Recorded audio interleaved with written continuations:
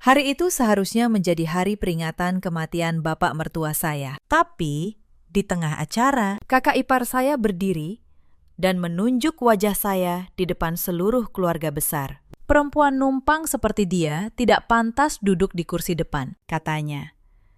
Mereka tidak tahu satu hal. Rumah tempat mereka berdiri sombong sore itu. Setiap jengkalnya. Sudah lama bukan lagi milik mereka. Halo, sahabat semua.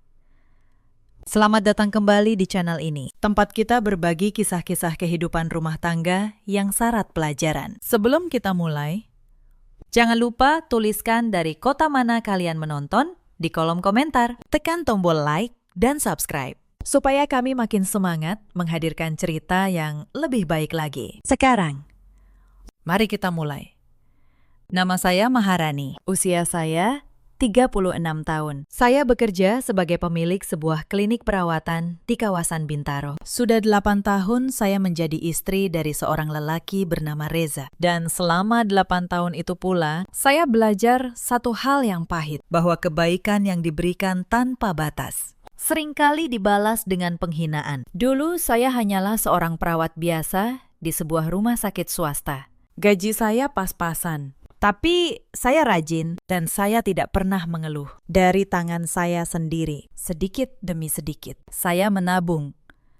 Saya mengambil kursus manajemen di malam hari. Saya belajar membaca laporan keuangan. Dan setelah bertahun-tahun, saya berhasil membuka klinik kecil saya sendiri. Klinik itu tumbuh.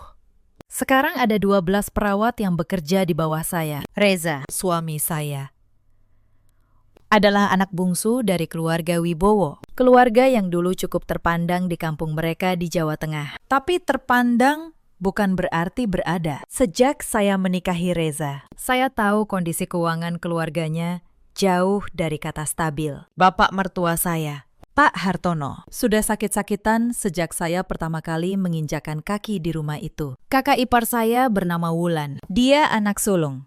Usianya 42 tahun. Wulan menikah dengan seorang pegawai biasa, tapi gaya hidupnya selalu di atas kemampuan. Tas bermerek, liburan ke luar negeri, arisan dengan ibu-ibu sosialita. Semua itu dibiayai entah dari mana. Dan saya sejak awal sudah bisa menebak dari mana. Lalu ada Dina, adik ipar saya. Usianya 30 tahun. Dina belum menikah. Kerjanya tidak menentu, tapi soal menghabiskan uang, dia tidak kalah dari Wulan. Keduanya, Wulan dan Dina, selalu kompak dalam satu hal, memandang rendah saya. Bagi mereka, saya hanyalah perempuan kampung yang beruntung bisa menikahi Reza. Mereka tidak pernah sekalipun menganggap klinik saya sebagai sebuah pencapaian. Cuma klinik kecil, kata Wulan suatu kali, sambil tertawa.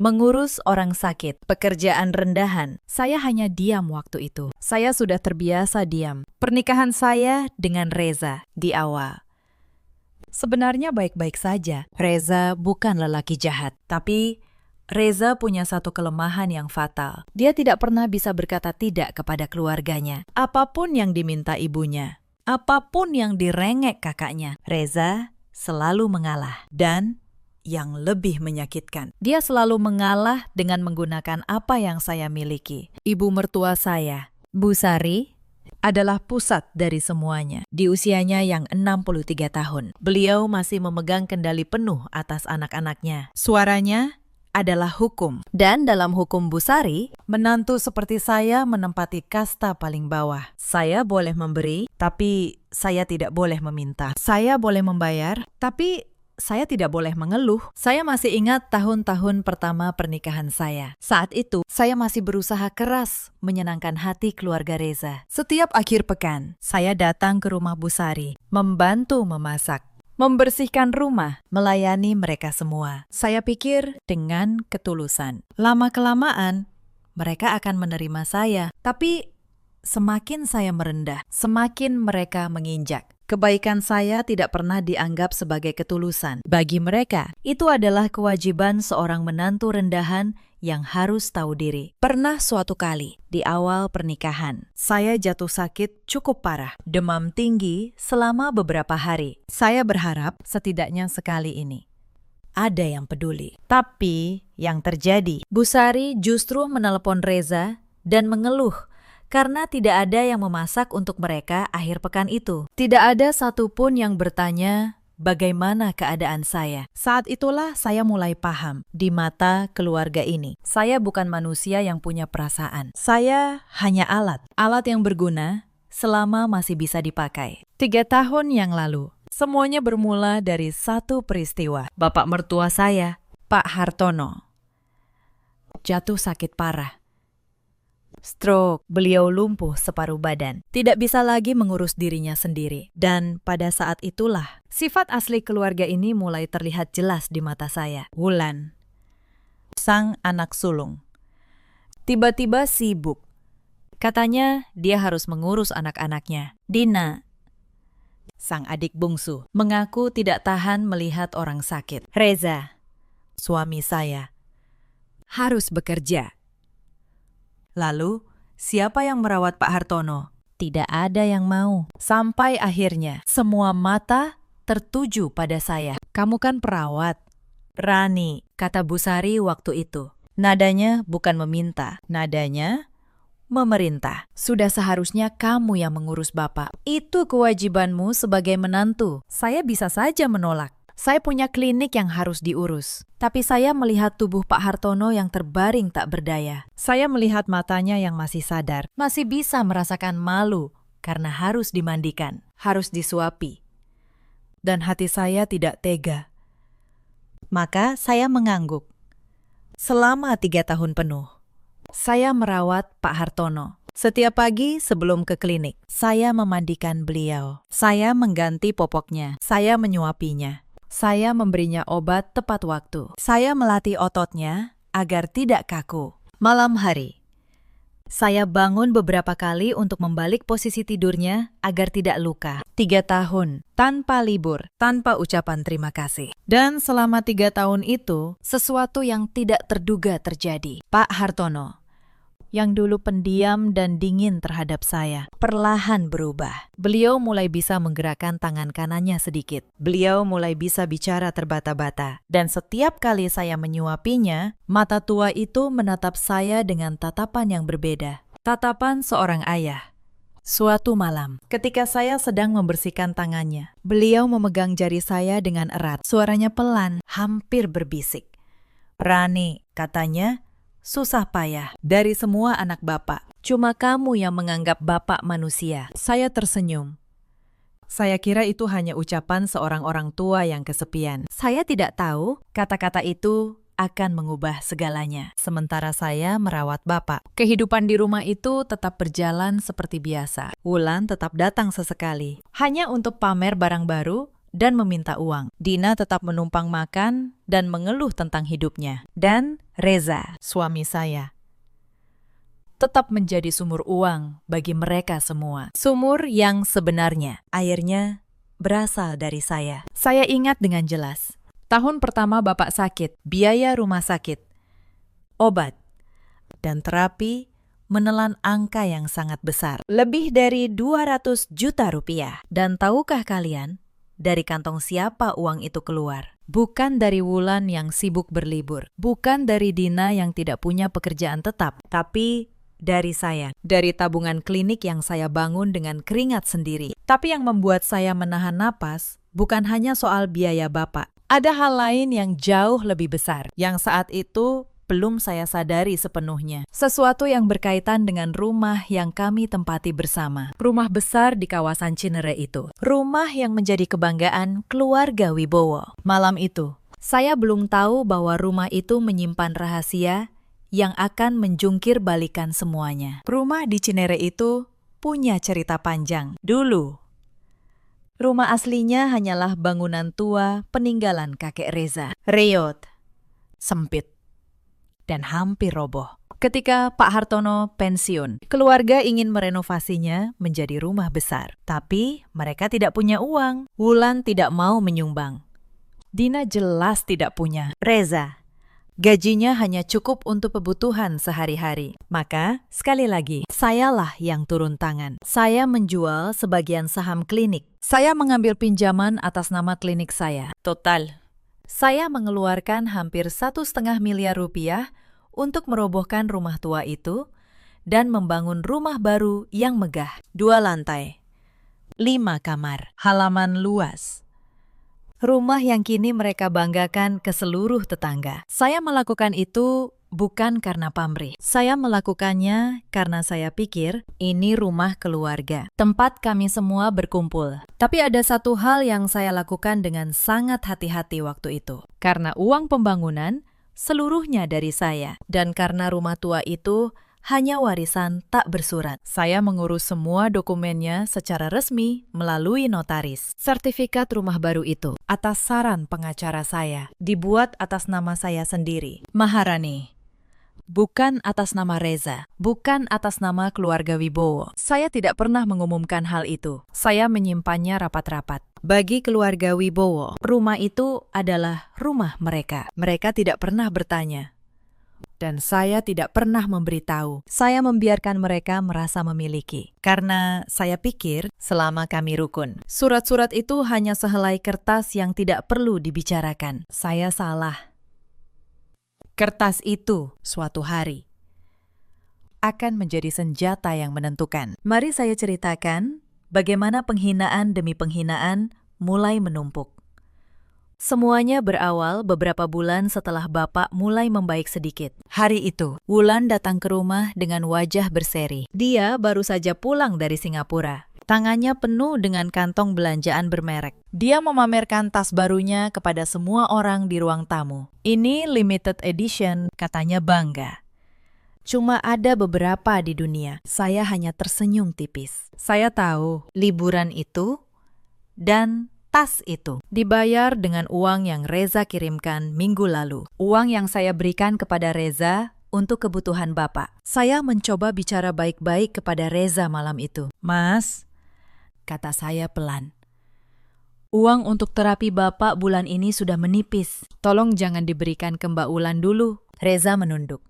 Kakak lagi butuh. Rani, nanti aku ganti. Tapi nanti itu tidak pernah datang. Dan Bapak di kamarnya tetap membutuhkan obat yang harus saya beli lagi dengan uang saya sendiri. Itu baru permulaan. Beberapa minggu kemudian, Dina datang membawa masalah baru. Dia terjerat utang, pinjaman online. Jumlahnya 50 juta rupiah. Dan bunganya mencekik. Penagih utang mulai meneror keluarga. Busari panik.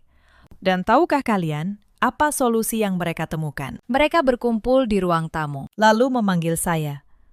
Rani, kata Busari dengan nada memerintah. Dina ini adikmu juga sekarang. Kamu punya klinik, bantu dia lunasi utangnya. Saya terdiam. 50 juta bukan jumlah kecil. Bu, kata saya, hati-hati. Dina sudah dewasa. Utang ini akibat dari pilihannya sendiri. Kalau saya bayar sekarang, dia akan mengulanginya lagi. Wajah Busari langsung berubah merah. Beraninya kamu, dasar menantu pelit. Untuk apa kamu punya uang banyak kalau tidak bisa membantu keluarga? Reza, yang duduk di samping saya, tidak membela. Dia hanya menunduk. Lalu, dengan suara nyaris tak terdengar, dia berkata, Rani, tolong bantu adikku demi aku. Dan akhirnya, seperti biasa, saya mengalah. Saya membayar 50 juta itu. Dina tidak pernah mengucapkan terima kasih. Dia hanya berkata, memang sudah seharusnya begitu. Kamu kan orang berada. Open loop pertama tertutup. Tapi luka itu mulai terasa. Dan malam itu, untuk pertama kalinya, saya mulai berpikir bahwa kebaikan saya selama ini mungkin sebuah kesalahan. Penghinaan berikutnya datang saat acara keluarga. Sepupu Reza menikah dan seluruh keluarga besar berkumpul. Di acara itu, saya diperkenalkan kepada para kerabat. Tapi Wulan dengan sengaja memperkenalkan saya dengan cara yang merendahkan. Ini Maharani, istri Reza.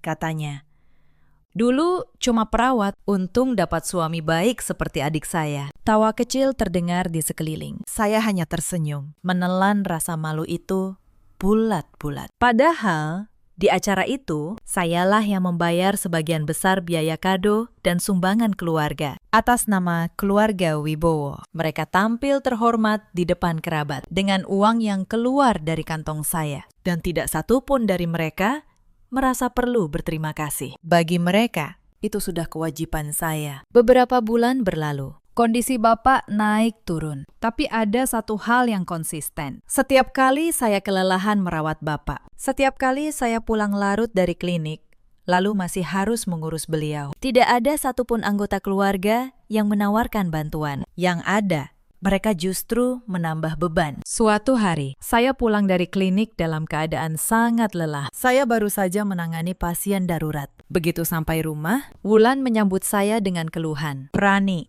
kamu ini bagaimana sih jadi menantu? Bapak tadi seharian rewel.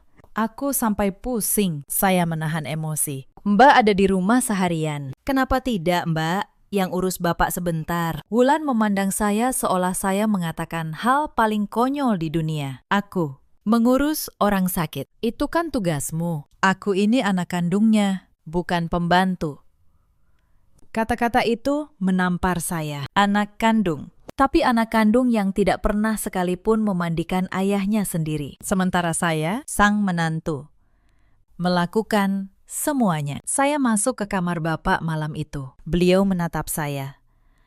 Lalu dengan susah payah berkata, "Maaf, ya, Rani, Bapak merepotkanmu." Air mata saya jatuh.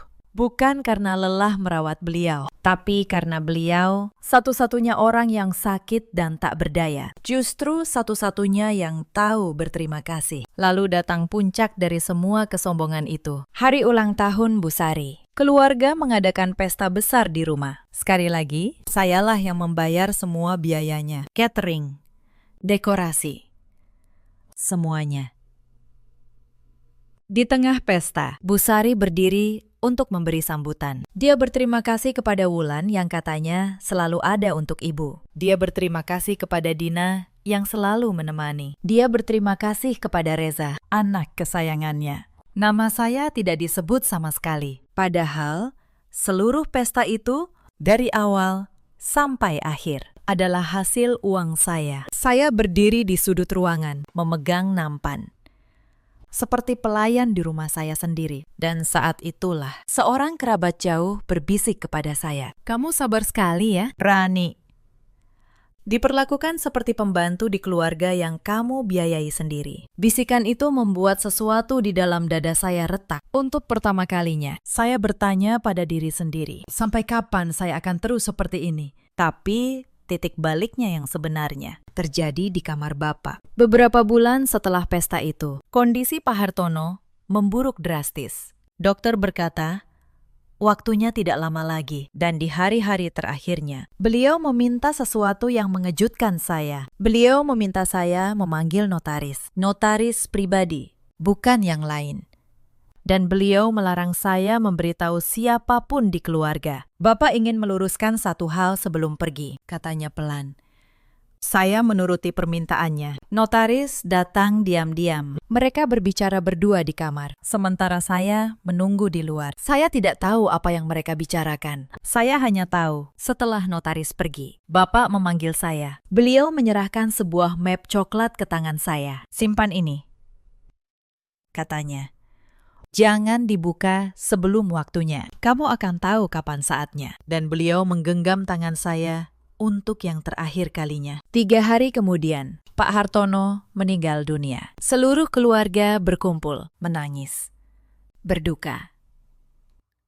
Wulan menangis paling keras. Padahal 3 tahun terakhir, dia hampir tak pernah menengok ayahnya. Dina meratap di depan para pelayat. Drama kesedihan yang sempurna untuk dipertontonkan. Sementara saya, yang merawat beliau setiap hari selama 3 tahun, hanya bisa diam di sudut, memegang map coklat yang belum saya buka. Setelah pemakaman, sikap keluarga terhadap saya berubah lebih buruk. Selama ini, mungkin keberadaan saya masih dianggap berguna karena saya yang merawat Bapak. Tapi sekarang, Bapak sudah tiada. Saya, di mata mereka, sudah tidak punya fungsi lagi. Dan mereka mulai memikirkan bagaimana cara menyingkirkan saya. Suatu malam, tanpa sengaja, saya mendengar percakapan di ruang keluarga. Wulan, Dina, dan Bu Sari berbisik-bisik. Sekarang Bapak sudah tidak ada, kata Wulan.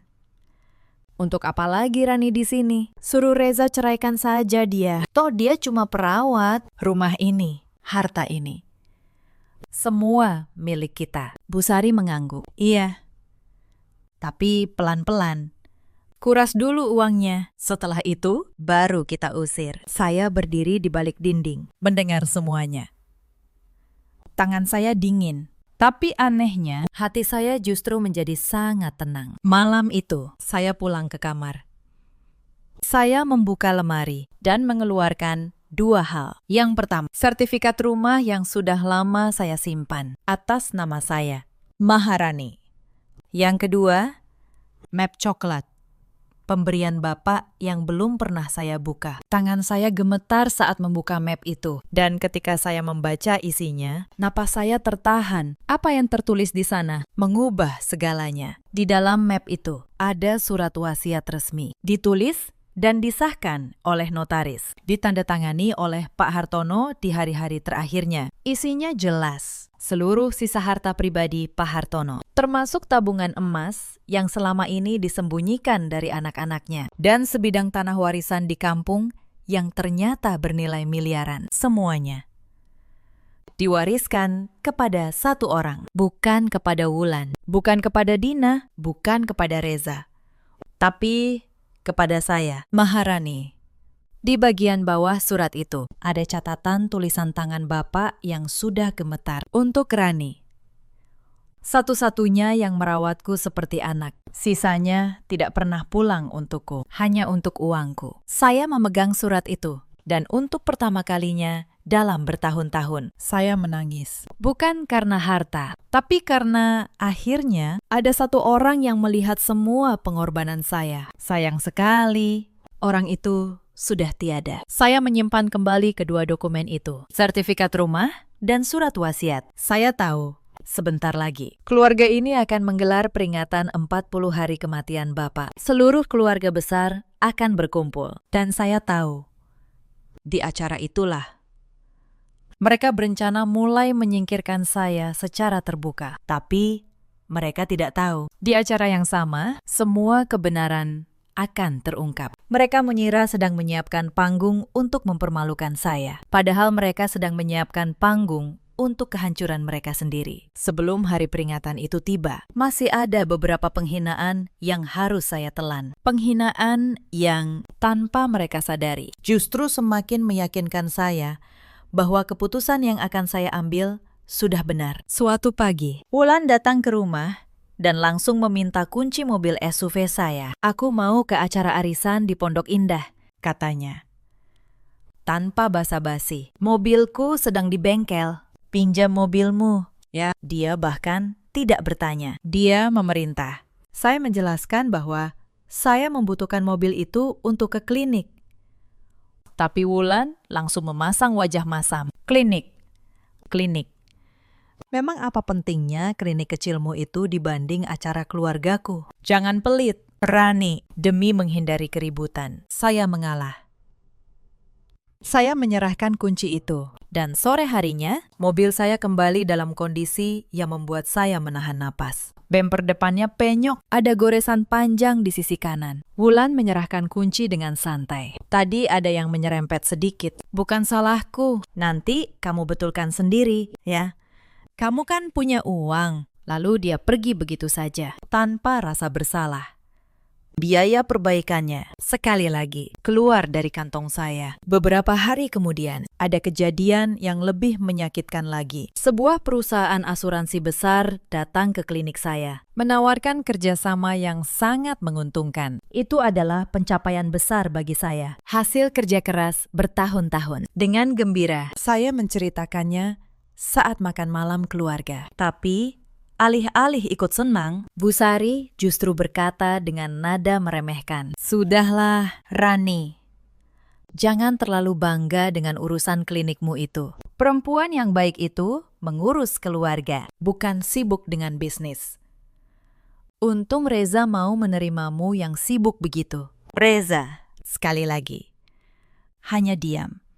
Tidak ada satu kata pun yang membela pencapaian saya. Saya menelan kekecewaan itu dalam diam. Tapi di dalam hati, sebuah keputusan semakin mengeras. Saya sudah memberikan terlalu banyak kepada orang-orang yang tidak pernah menganggap apapun yang saya lakukan sebagai sesuatu yang berharga. Malam itu, saya kembali membuka lemari saya. Saya menatap sertifikat rumah dan map coklat dari Bapak. Saya tahu waktunya semakin dekat. Saya hanya menunggu momen yang tepat. Dan momen itu ternyata akan datang lebih cepat dari yang saya kira. Hari peringatan 40 hari itu pun tiba. Sejak pagi, rumah di Cinere sudah ramai. Tenda dipasang di halaman. Kursi-kursi diatur rapi. Catering didatangkan. Dan sekali lagi, semua biaya itu tanpa banyak bicara keluar dari kantong saya. Para kerabat dari berbagai kota mulai berdatangan. Paman, bibi, sepupu. Semua hadir untuk mendoakan almarhum Pak Hartono. Saya bangun sangat pagi hari itu. Saya menyiapkan segala sesuatu, memastikan acara berjalan lancar. Saya memakai pakaian sederhana, karena memang saya tidak pernah suka berlebihan. Tapi justru pakaian sederhana itu yang menjadi bahan ejekan pertama di pagi itu. Wulan datang dengan gaun mahal dan perhiasan bertumpuk. Melihat penampilan saya, dia mencibir. Astaga, Rani, ini acara keluarga terhormat. Masa kamu pakai baju seperti pembantu begitu? Memalukan saja. Dina yang berdiri di sebelahnya ikut tertawa. Biarin. Mbak, dia kan memang asalnya begitu. Susah diubah. Saya hanya tersenyum. Hari ini, saya tidak akan terpancing. Saya tahu apa yang ada di dalam tas saya. Acara dimulai. Doa dipanjatkan untuk almarhum. Para kerabat duduk di kursi yang sudah disiapkan. Kursi-kursi depan. Kursi kehormatan. Diisi oleh Bu Sari, Wulan, Dina, dan Reza. Saya, sang menantu yang membiayai seluruh acara. Tidak diberi tempat di depan. Saya berdiri di belakang, mengawasi jalannya hidangan. Seperti seorang pelayan. Seorang bibi dari pihak Pak Hartono memperhatikan hal itu. Beliau memanggil saya, Rani. Kamu kenapa berdiri di belakang? Kamu menantu yang merawat almarhum bertahun-tahun. Kamu seharusnya duduk di depan. Belum sempat saya menjawab. Wulan menyela dengan suara keras. Sengaja, agar semua orang mendengar. Bibi tidak usah repot-repot mengundang dia ke depan, kata Wulan. Dia berdiri, lalu menunjuk ke arah saya di hadapan seluruh keluarga besar. Perempuan numpang seperti dia tidak pantas duduk di kursi depan. Dia ini bukan siapa-siapa di keluarga ini. Cuma menantu yang menumpang hidup di rumah kami. Ruangan mendadak hening. Semua mata tertuju pada saya. Wajah saya panas. Tapi saya berdiri tegak. Bu Sari, dari kursi depan, menambahkan dengan nada dingin. Wulan benar. Rani, sebaiknya kamu tahu diri. Sekarang Bapak sudah tidak ada. Kamu di sini hanya karena kami masih mau menampungmu. Jangan terlalu nyaman. Lalu Dina ikut menimpali sambil menyeringai. Sebenarnya keluarga sudah sepakat. Setelah 40 hari ini, lebih baik kamu dan Reza berpisah saja. Rani, rumah ini dan semua harta keluarga akan kami kelola sendiri. Kamu boleh kembali ke kampungmu. Saya menatap Reza, suami saya. Saya menunggu dia membela saya, tapi Reza hanya menunduk. Dayamide. Pengecut. Seperti biasa. Saya melihat ke sekeliling, wajah-wajah kerabat yang kebingungan, wajah Wulan yang penuh kemenangan, wajah Bu Sari yang angkuh. Mereka pikir mereka sudah memojokkan saya. Mereka pikir hari ini adalah hari kekalahan saya. Mereka tidak tahu, justru hari ini adalah hari saya berhenti diam. Saya menarik napas panjang, lalu dengan suara yang tenang tapi jelas terdengar di seluruh ruangan, saya berkata, sebelum keluarga ini mengusir saya, ada baiknya kalian mendengar beberapa hal dulu. Saya berjalan ke tengah ruangan. Saya membuka tas saya, dan saya mengeluarkan map coklat itu. Wulan tertawa mengejek. Apa itu? Mau memohon-mohon agar tidak diusir? Sudahlah, Rani. Tidak ada gunanya. Saya tidak menjawabnya. Saya mengeluarkan lembar pertama dari map itu. Sebuah dokumen resmi, lengkap dengan stempel notaris. Saya mengangkatnya tinggi, agar semua orang bisa melihat. Ini, kata saya, adalah sertifikat hak milik rumah ini. Rumah yang kalian sebut sebagai rumah keluarga Wibowo. Saya berhenti sejenak. Coba lihat baik-baik nama yang tertera sebagai pemilik sah. Bibi yang tadi memanggil saya mendekat dan membaca. Wajahnya berubah. Ini atas nama Maharani, katanya pelan. Suaranya bergetar. Suasana ruangan berubah seketika. Wulan berhenti tertawa. Bu Sari bangkit dari kursinya. Apa maksudmu? Bentak Bu Sari. Rumah ini milik keluarga. Itu pasti surat palsu. Saya menatapnya tenang. Silahkan, Bu. Panggil notaris manapun. Periksa keasliannya. Rumah tua peninggalan kakek dulu memang milik keluarga. Tapi rumah tua itu sudah saya robohkan 3 tahun lalu. Bangunan yang kalian banggakan sekarang ini. Dari pondasi sampai atap dibangun dengan uang saya. Hampir 1,5 miliar rupiah. Dan semua dokumennya saya urus secara sah. Atas nama saya, wajah Reza pucat pasi. Dia tahu ini benar. Dia ada di sana ketika rumah itu dibangun. Dia tahu dari kantong siapa uang itu keluar. Rani, katanya gemetar. Kamu, kenapa tidak pernah bilang? Saya menatapnya. Untuk apa saya bilang? Mas, saya pikir kita keluarga. Saya pikir tidak perlu ada perhitungan. Tapi ternyata kalian sendiri yang mengajari saya bahwa di keluarga ini, semua harus dihitung. Wulan, yang masih tidak mau kalah, berteriak. Itu tidak adil. Rumah ini tetap rumah keluarga. Kamu tidak bisa mengusir kami. Saya tersenyum. Saya belum mengusir siapapun, Mbak. Tapi karena Mbak menyebut saya perempuan numpang, mari kita lihat.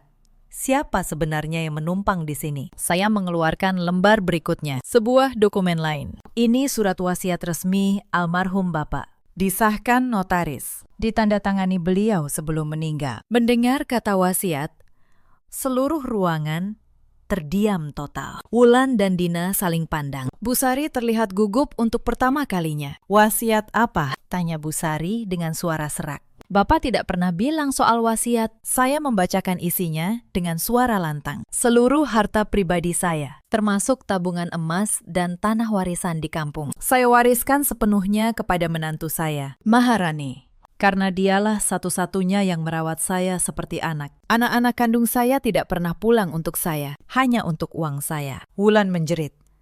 Tidak mungkin, itu bohong. Bapak tidak mungkin menulis itu. Saya menyerahkan dokumen itu kepada Bibi untuk diperiksa. Bibi membaca, lalu mengangguk pelan. Ini asli. Ada tanda tangan almarhum. Ada stempel notaris. Tanggalnya seminggu sebelum beliau meninggal. Suasana pecah. Para kerabat mulai berbisik-bisik. Wajah Bu Sari, Wulan, dan Dina berubah putih seperti kertas. Saya melanjutkan. Suara saya tetap tenang. Selama ini kalian menganggap saya beban. Padahal selama 3 tahun, biaya pengobatan Bapak yang lebih dari 200 juta. Saya yang menanggung. Utang pinjaman online, Dina 50 juta. Saya yang melunasi. Pembangunan rumah ini, saya yang membayar. Bahkan acara hari ini. Peringatan 40 hari Bapak. Semuanya dari uang saya. Saya menatap mereka satu persatu. Lalu, siapa sebenarnya yang menumpang di sini? Tidak ada yang menjawab. Wulan yang biasanya banyak bicara, kini bungkam. Dina menunduk. Bu Sari terduduk lemas di kursinya. Lalu, saya mengeluarkan satu dokumen terakhir. Lembar yang paling membuat mereka tidak berkutik. Dan ini, kata saya, adalah rekening koran serta bukti transfer selama 3 tahun terakhir. Setiap rupiah yang saya keluarkan untuk keluarga ini tercatat di sini, lengkap dengan tanggal dan jumlahnya. Kalau kalian ingin menghitung, mari kita hitung. Total yang sudah saya keluarkan untuk keluarga Wibowo, lebih dari 2 miliar rupiah. Angka itu membuat seluruh ruangan tercekat. 2 miliar rupiah. Para kerabat menatap Bu Sari dan anak-anaknya dengan tatapan yang berbeda sekarang. Tatapan yang penuh penghakiman. Salah satu paman tertua berdiri. "Sari," katanya dengan nada berat.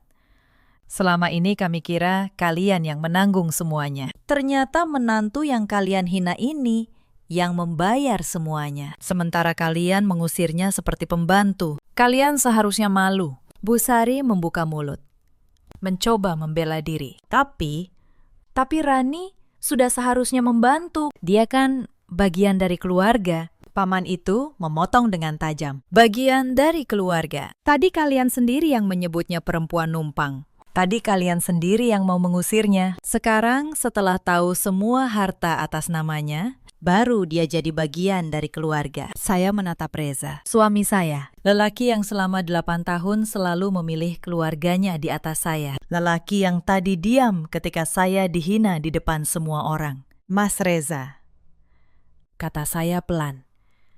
"Tadi, ketika kakakmu menyebutku perempuan numpang, ketika adikmu mengusulkan kita bercerai, kamu diam. Kamu tidak membela aku, padahal aku istrimu. Padahal selama 8 tahun aku memberikan segalanya untuk keluargamu." Reza mengangkat wajahnya, matanya basah. "Rani, maafkan aku. Aku salah. Saya mengangkat tangan, menghentikannya. "Sudah terlambat." "Mas," saya berbalik menghadap seluruh keluarga. "Saya tidak akan mengusir kalian hari ini. Saya bukan orang sekejam itu. Tapi mulai sekarang, semua akan berubah. Rumah ini milik saya. Kalau kalian ingin tinggal di sini, kalian harus menghormati saya sebagai pemilik. Dan semua bantuan keuangan yang selama ini saya berikan, mulai hari ini, saya hentikan sepenuhnya." Wulan tiba-tiba berlutut. Air matanya tumpah. "Rani, tolong. Jangan begini. Aku masih punya cicilan. Aku butuh uang. Jangan tinggalkan kami." Saya menatapnya. Perempuan yang tadi pagi mengejek pakaian saya. Perempuan yang menyebut saya tidak pantas duduk di kursi depan. Kini berlutut memohon. "Mbak Wulan," kata saya.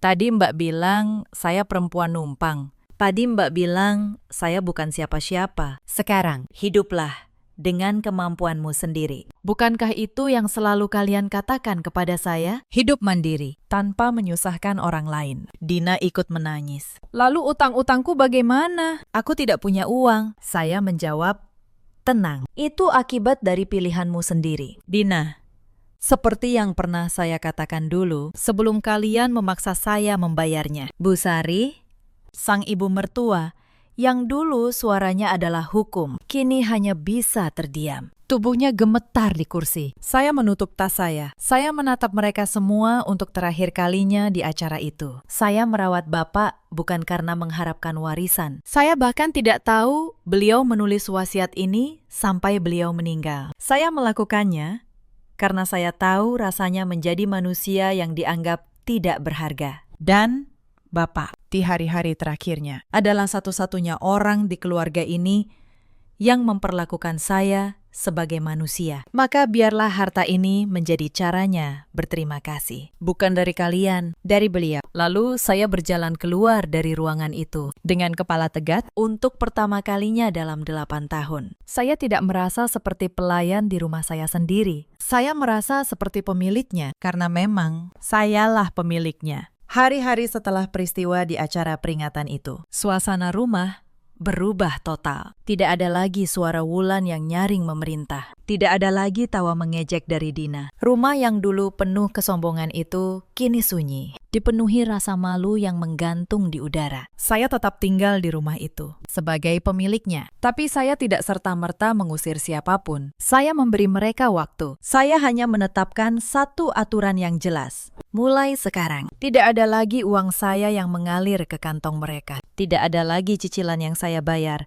Tidak ada lagi utang yang saya tanggung. Setiap orang harus berdiri di atas kaki mereka sendiri. Bagi keluarga yang selama bertahun-tahun hidup dari uang saya, aturan sederhana itu ternyata adalah bencana. Mereka tidak pernah belajar hidup mandiri. Mereka terbiasa meminta, terbiasa menuntut, terbiasa menerima. Dan ketika sumber itu tiba-tiba kering. Mereka tidak tahu harus berbuat apa. Wulan adalah yang pertama merasakan akibatnya. Selama ini, gaya hidup mewahnya, tas bermereknya, liburannya ke luar negeri, semua dibiayai oleh uang yang dia rengek dari Reza. Uang yang sebenarnya dari saya. Sekarang, sumber itu tertutup. Cicilan kartu kreditnya menumpuk. Tagihan-tagihan datang bertubi-tubi. Suaminya, yang ternyata penghasilannya jauh lebih kecil dari yang dia pamerkan, tidak mampu menutupi gaya hidup mereka. Dalam beberapa bulan, Wulan mulai menjual barang-barang mewahnya. Tas-tas bermerek yang dulu dia banggakan, satu persatu dilepas dengan harga jatuh. Perhiasannya digadaikan. Tapi itu pun tidak cukup. Penagih utang mulai mendatangi rumahnya. Suaminya yang sudah lelah dengan tuntutan gaya hidup yang tidak masuk akal, akhirnya mengajukan perceraian. Wulan, perempuan yang dulu merasa paling tinggi, kini ditinggalkan suaminya dengan setumpuk utang. Dina tidak jauh berbeda.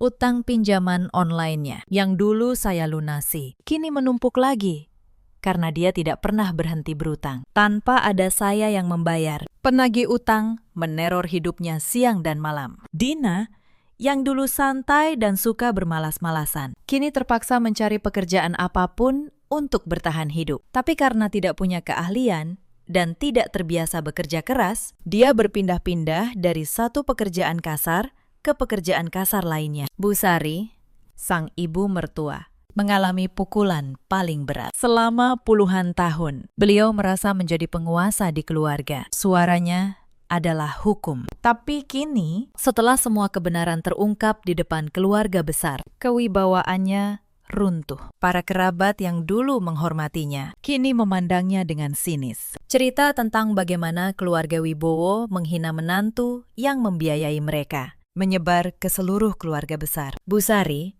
yang dulu bangga menjadi pusat perhatian, kini malu untuk keluar rumah. Dan Reza, suami saya, lelaki yang selalu memilih diam. Setelah peristiwa itu, dia berusaha keras memperbaiki keadaan. Dia meminta maaf berulang kali. Dia mencoba menunjukkan bahwa dia berubah. Tapi ada luka yang tidak bisa disembuhkan hanya dengan kata maaf. 8 tahun saya menunggu dia membela saya. Dan di saat yang paling penting, dia memilih diam. Saya merenung lama. Saya bertanya pada diri sendiri, apakah saya masih ingin melanjutkan pernikahan ini? Reza bukan lelaki jahat, tapi dia lemah. Dan kelemahannya selama bertahun-tahun telah menjadi pintu masuk bagi keluarganya untuk menginjak-injak harga diri saya. Saya tidak ingin menghabiskan sisa hidup saya merasa seperti orang asing di rumah saya sendiri. Pada akhirnya, saya membuat keputusan. Saya berbicara dengan Reza secara baik-baik. Mas, kata saya, aku tidak membencimu. Tapi aku tidak bisa lagi hidup dalam pernikahan di mana aku harus terus-menerus membuktikan kelayakanku. Aku lelah.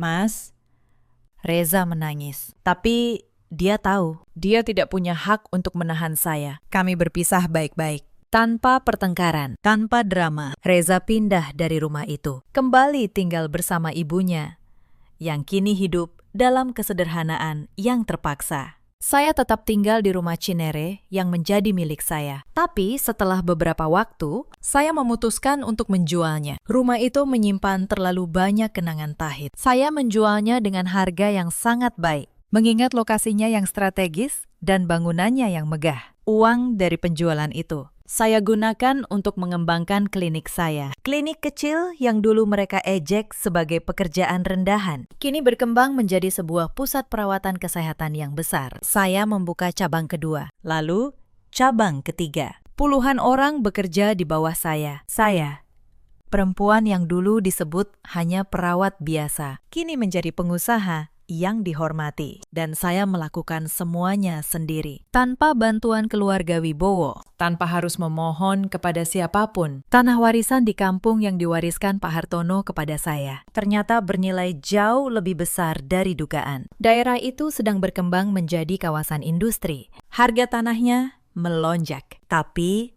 saya tidak menjualnya begitu saja. Saya membangun di atasnya sebuah panti perawatan untuk orang tua yang ditelantarkan keluarganya. Saya menamainya dengan nama Pak Hartono, karena beliaulah yang mengajari saya bahwa setiap orang tua berhak diperlakukan sebagai manusia sampai akhir hayatnya. Waktu pun berlalu. Hampir setahun setelah perpisahan itu, saya mendengar kabar tentang keluarga Wibowo dari seorang kerabat jauh. Kabar itu datang melalui sebuah pesan, lengkap dengan sebuah foto. Foto itu diambil di sebuah pasar tradisional di pinggiran kota. Di dalam foto, terlihat sebuah lapak kecil yang sangat sederhana, menjual gorengan dan nasi bungkus. Di balik wajan yang penuh minyak panas, berdiri seorang perempuan yang sedang mengipasi wajahnya karena kepanasan. Saya memperbesar foto itu, dan saya terkejut. Perempuan itu adalah Wulan. Penampilannya sangat berbeda dari yang dulu saya kenal. Tidak ada lagi tas bermerek, tidak ada lagi gaun mahal. Yang ada hanya daster lusuh yang ditutupi celemek penuh noda minyak. Kulitnya menggelap karena terpapar panas matahari dan kompor. Wajahnya yang dulu angkuh, kini terlihat lelah dan tua sebelum waktunya. Kerutan-kerutan jelas terlihat di sudut matanya. Keterangan foto itu ditulis oleh sang kerabat. Katanya, dia tidak sengaja lewat pasar itu dan hampir tidak mengenali Wulan. Kabarnya, suami Wulan sudah lama pergi. Kini Wulan harus berjualan gorengan untuk membayar sisa-sisa utangnya yang menumpuk. Dina, sang adik, kabarnya bekerja sebagai pelayan di sebuah rumah makan. Masih dikejar-kejar penagih utang. Dan Bu Sari, ibu mertua saya, kini tinggal dalam kesederhanaan. Dirawat seadanya oleh anak-anak yang dulu hanya pandai meminta, tapi tidak pandai merawat. Membaca kabar itu, saya menunggu perasaan apa yang akan muncul. Apakah saya akan merasa puas? Apakah saya akan tertawa? Tapi ternyata tidak ada satupun dari itu. Saya tidak merasa senang melihat penderitaan mereka, tapi saya juga tidak merasa kasihan. Yang saya rasakan hanyalah sebuah ketenangan, sebuah keyakinan bahwa hukum sebab akibat di dunia ini benar-benar bekerja. Wulan, yang dulu menghina pekerjaan saya dan menyebut saya tidak pantas, kini harus bertahan hidup dengan berjualan di pinggir jalan yang berdebu. Dina, yang dulu menganggap utang sebagai hal sepele yang bisa ditanggung orang lain, kini harus menanggung sendiri akibat dari kebiasaannya. Dan Bu Sari, yang dulu memperlakukan saya sebagai kasta terendah, kini merasakan sendiri bagaimana rasanya dirawat oleh anak-anak yang tidak tulus. Mereka akhirnya mendapatkan apa yang selalu mereka khotbahkan kepada saya. Hidup mandiri, tanpa menyusahkan orang lain. Sayangnya, mereka harus mempelajarinya di saat semua fasilitas yang dulu saya berikan sudah saya cabut hingga ke akarnya. Saya menutup ponsel saya. Saya tidak membalas pesan itu. Saya juga tidak menyebarkannya karena bagi saya, kisah keluarga Wibowo sudah selesai. Saya tidak lagi terikat dengan kebencian atau dendam. Saya sudah melangkah jauh ke depan, ke kehidupan yang saya bangun sendiri, dengan tangan saya sendiri. Sore itu, saya duduk di teras klinik baru saya. Matahari mulai turun. Saya memandang ke arah jalan, ke arah orang-orang yang lalu lalang. Dan saya merasa damai. Untuk pertama kalinya dalam sekian lama, saya merasa benar-benar bebas. Bebas dari penghinaan, bebas dari beban, bebas dari rasa harus terus membuktikan diri. Para sahabat semua, izinkan saya menutup kisah ini dengan beberapa renungan. Cerita ini mengajarkan kita satu hal yang penting, bahwa kebaikan memang harus diberikan. Tapi kebaikan tanpa batas dan tanpa harga diri hanya akan mengundang orang lain untuk menginjak-injak kita. Jangan pernah membiarkan dirimu diperlakukan tidak berharga hanya karena kamu ingin dianggap sebagai bagian dari keluarga. Dan jangan pernah mengukur nilai seseorang dari pekerjaannya, karena orang yang hari ini kamu rendahkan bisa jadi adalah orang yang esok hari menentukan nasibmu. Di luar sana, ada banyak perempuan seperti saya dulu. Perempuan yang memberikan segalanya untuk keluarga suaminya, tapi tidak pernah dihargai. Perempuan yang membayar semua tagihan, tapi tetap disebut numpang. Jika kamu salah satu dari mereka, ketahuilah, kebaikanmu tidak salah. Yang salah adalah membiarkan kebaikan itu menghapus harga dirimu. Di luar sana, ada juga banyak suami seperti Reza, lelaki yang tidak jahat, tapi terlalu lemah untuk membela istrinya sendiri. Lelaki yang memilih diam demi menghindari konflik, tanpa sadar bahwa diamnya itu adalah pengkhianatan yang paling menyakitkan. Dan di luar sana, ada pula keluarga-keluarga seperti keluarga Wibowo yang memperlakukan menantu sebagai sumber uang dan pelayan, bukan sebagai anggota keluarga yang baru menghargai seseorang setelah kehilangan segalanya. Semoga kisah ini menjadi cermin bagi siapapun yang merasa berkuasa atas orang lain, bahwa kekuasaan yang dibangun di atas penghinaan, cepat atau lambat, akan runtuh. Pak Hartono, di hari-hari terakhirnya, mengajari saya pelajaran yang paling berharga, bahwa cara seseorang memperlakukan orang yang lemah dan tak berdaya menunjukkan siapa dia sebenarnya. Anak-anak kandungnya menelantarkannya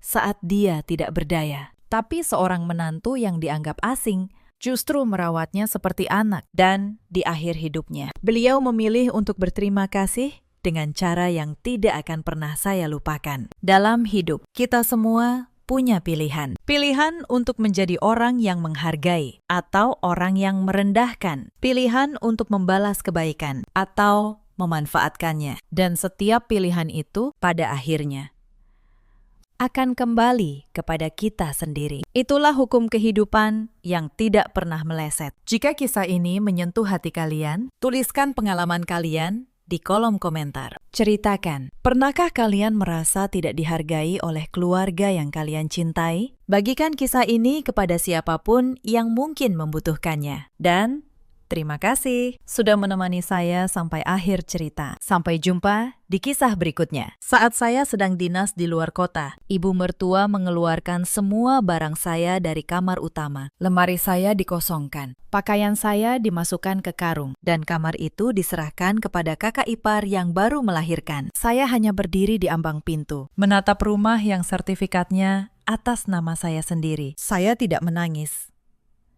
Saya tidak berteriak. Saya hanya membuka ponsel dan menelpon notaris kepercayaan saya. Keesokan harinya, mereka menelpon saya 31 kali. Tetapi saat itu, semuanya sudah terlambat untuk mereka. Halo, sahabat. Selamat datang kembali di kanal Cerita Kehidupan. Kisah hari ini terinspirasi dari kejadian nyata. Sudah saya ubah nama dan tempatnya. Jika kamu pernah merasa menjadi orang asing di rumahmu sendiri, tolong dengarkan sampai akhir. Karena di ujung cerita ini, ada satu kalimat yang mungkin akan kamu ingat lama. Nama saya Larasati, 34 tahun. Saya bekerja sebagai notaris di sebuah kantor di kawasan Sudirman, Jakarta. Sudah 8 tahun saya menekuni profesi ini. Pekerjaan saya adalah memastikan setiap tanda tangan sah, setiap surat berkekuatan hukum, setiap hak tercatat pada pemiliknya yang benar. Orang datang kepada saya ketika mereka ingin sesuatu menjadi resmi. Saya tahu betul nilai sebuah dokumen. Saya tahu betul apa artinya sebuah nama di atas sertifikat. Itulah mengapa ketika rumah saya direbut, mereka memilih hari yang salah dan memilih orang yang salah. Jika ada yang bertanya, apa rasa sakit terbesar dalam sebuah pernikahan? Saya tidak akan menjawab dimarahi, bukan pula diremehkan, bukan dipandang sebelah mata. Rasa sakit terbesar adalah berdiri di depan pintu rumah sendiri, melihat barang-barang yang kau pilih dengan tanganmu sendiri disingkirkan oleh orang lain, lalu menyadari bahwa selama bertahun-tahun di mata mereka, kau tidak pernah dianggap pemilik tempat itu. Hari itu, urusan dinas saya di Surabaya selesai setengah hari lebih cepat. Saya memutuskan pulang tanpa memberitahu siapapun. Di perjalanan menuju bandara, hati saya terasa ringan. Beberapa hari sebelumnya, suami saya, Mas Bagas, mengirim pesan yang manis. Katanya, kalau saya pulang lebih awal, telepon dia, biar dia jemput. Hanya kalimat sederhana, tetapi cukup membuat saya tersenyum sepanjang jalan. Saya bahkan mampir membeli sekotak bulu pandan kesukaannya. Dalam hati saya berpikir, mungkin sore ini suasana rumah akan lebih hangat. Saya membayangkan wajahnya saat melihat saya datang lebih cepat. Saya tidak tahu bahwa di rumah itu. Sebuah suasana lain sudah disiapkan tanpa saya. Begitu taksi berhenti di depan gerbang, dada saya langsung mengencang. Di teras, berjajar beberapa pasang sendal asing. Ada sandal orang dewasa dan sepasang sandal kecil untuk ibu yang baru melahirkan. Saya belum sempat menurunkan koper ketika bau yang aneh menyergap dari pintu. Bau minyak kayu putih, bau air rebusan daun untuk memandikan bayi, bau bubur yang dimasak lama, bercampur bau susu formula dan popok kain yang baru dijemur. Itu bukan bau rumah saya. Itu adalah bau kehidupan orang lain, sebuah tatanan baru, dan jelas tidak ada tempat untuk saya di dalamnya. Saya melangkah ke ruang tamu. Kaki saya seolah terpaku di lantai. Di tengah ruangan, dekat sofa,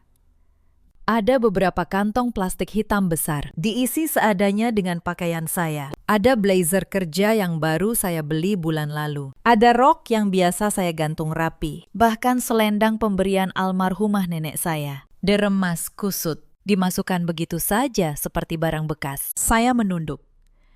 Kotak rias saya tergeletak terbuka di bawah meja. Beberapa lipstik berserakan di lantai. Tanpa perlu bertanya, saya tahu. Seseorang telah menyentuh barang-barang saya dengan sangat kasar. Pintu kamar utama sedikit terbuka. Saya mendorongnya pelan. Dan jantung saya seolah diremas. Spray krem yang baru saya ganti minggu lalu sudah lenyap. Diganti spray bunga merah menyala. Meja naka saya didorong mepet ke dinding. Di tempat saya biasa meletakkan pot anggrek kecil. Kini berdiri sebuah box bayi. Di atas meja rias saya, yang dulu tertata parfum dan kotak perhiasan. Sekarang, penuh botol susu, popok, dan vitamin pasca melahirkan. Saya masih terpaku ketika pintu kamar mandi terbuka. Kakak ipar saya, Rina, keluar dengan rambut dijepit seadanya. Ia mengenakan jubah tidur sutra abu-abu. Jubah yang saya beli tahun lalu saat diskon akhir musim. Ia menatap saya dari atas ke bawah, tanpa sedikit pun canggung. Bahkan tersenyum dengan sangat alami. "Oh, kamu sudah pulang," katanya santai.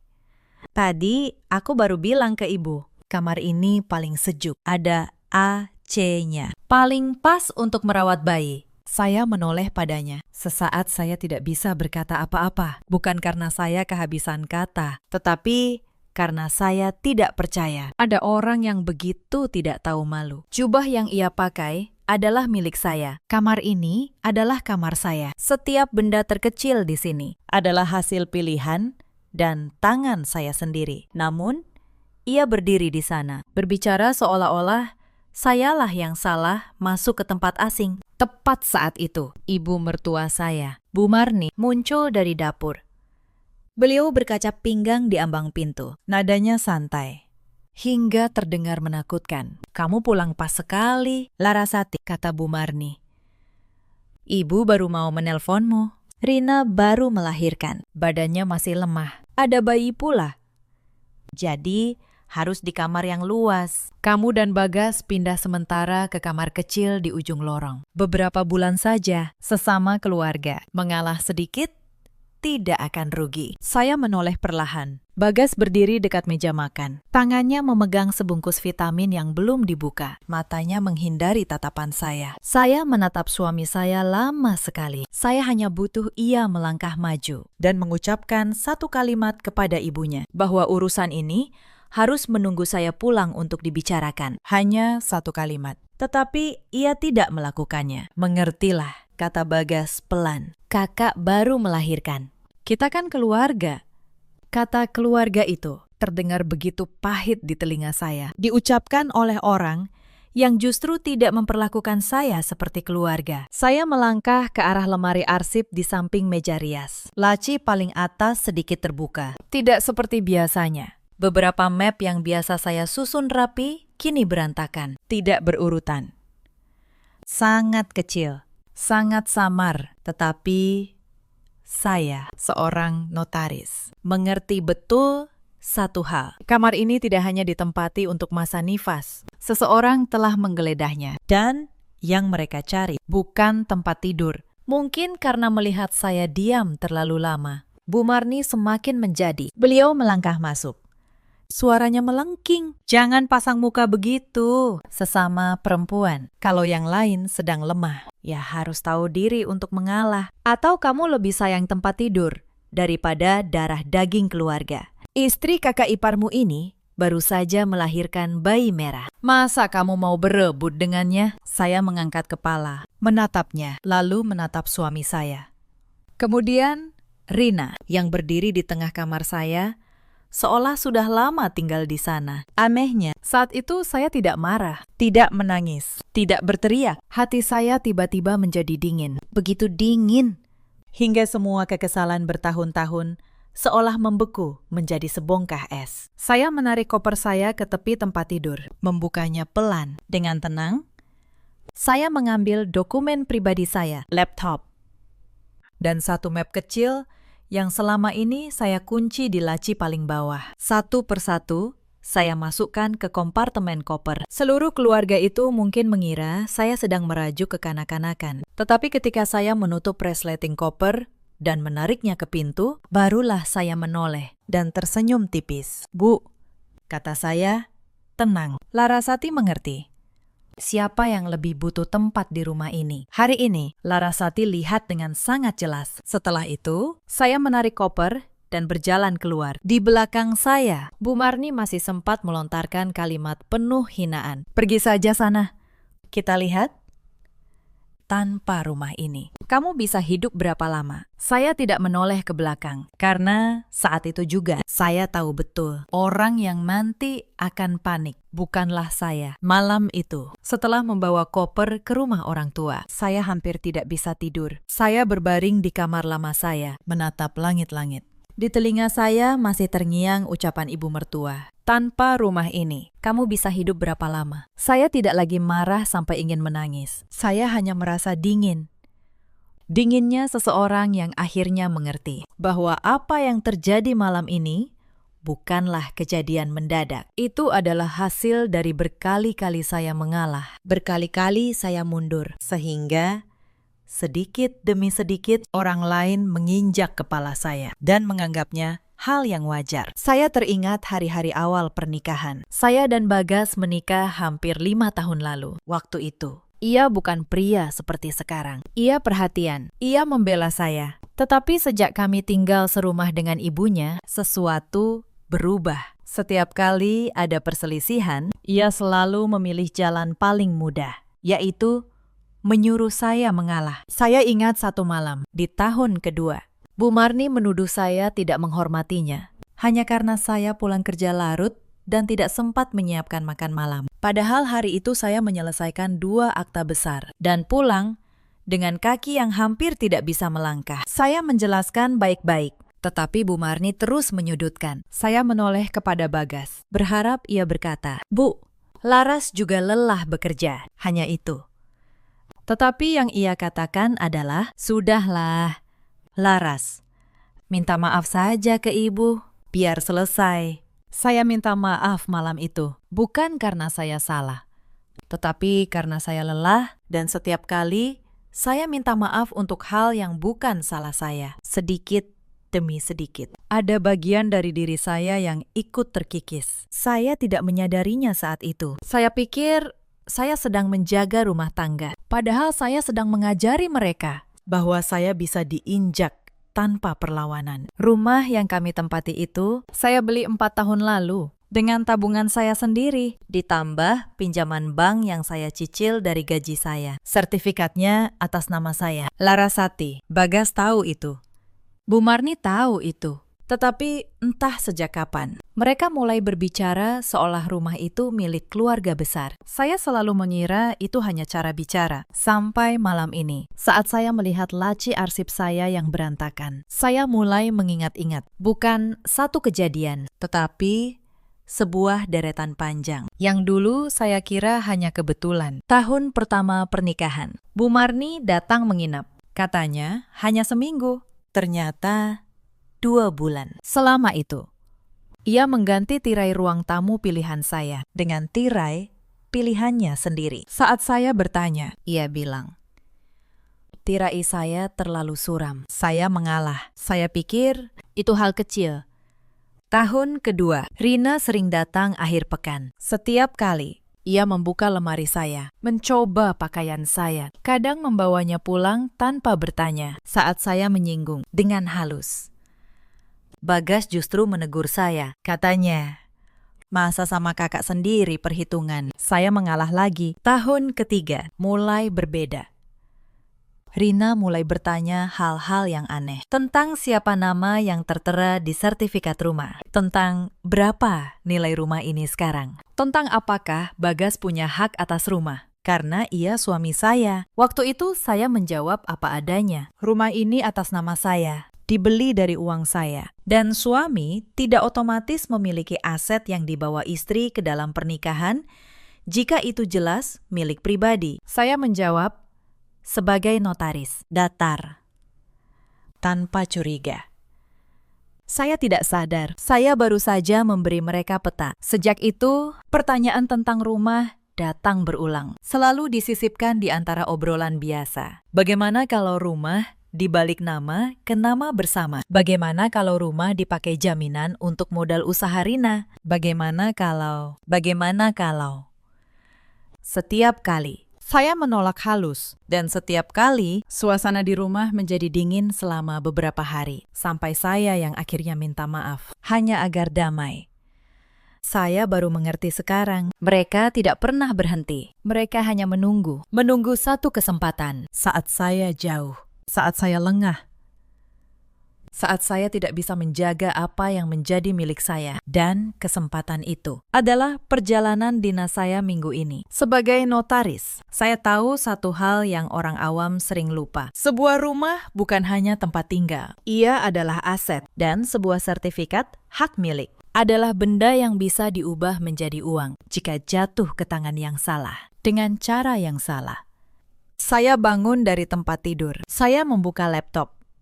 Saya masuk ke akun penyimpanan awan yang selama ini saya gunakan untuk mencadangkan dokumen penting. Saya memeriksa satu persatu, setiap folder, setiap notifikasi. Dan benar, hati saya mencelos. Ada sebuah email masuk sore tadi, sebuah permintaan verifikasi elektronik terkait pengajuan pinjaman dengan agunan. Agunan itu adalah rumah saya. Email itu dikirim ke alamat cadangan yang hanya saya yang tahu.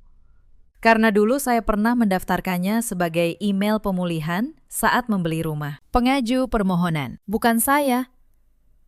Saya membuka email itu lebih teliti. Nama pemohon yang tercantum adalah Bagas. Nilai pinjaman yang diajukan 2 miliar rupiah. Agunannya 1 unit rumah di kawasan tempat tinggal kami dengan nomor sertifikat yang saya hafal di luar kepala. Nomor sertifikat rumah saya. Saya menatap angka 2 miliar itu lama sekali. Bukan jumlah kecil. Itu hampir seluruh nilai rumah saya. Mereka tidak berniat meminjam sedikit. Mereka berniat menguras habis. Mungkin untuk modal usaha Rina yang sering ia bangga-banggakan, tetapi tidak pernah jelas bentuknya. Mungkin untuk hal lain. Saya tidak peduli untuk apa. Yang saya pedulikan adalah bahwa mereka berani mempertaruhkan atap di atas kepala saya untuk ambisi yang bukan milik saya. Saya menelusuri lebih jauh. Saya buka riwayat masuk ke akun penyimpanan saya. Ada satu kali masuk yang asing dari perangkat yang bukan milik saya 3 hari lalu.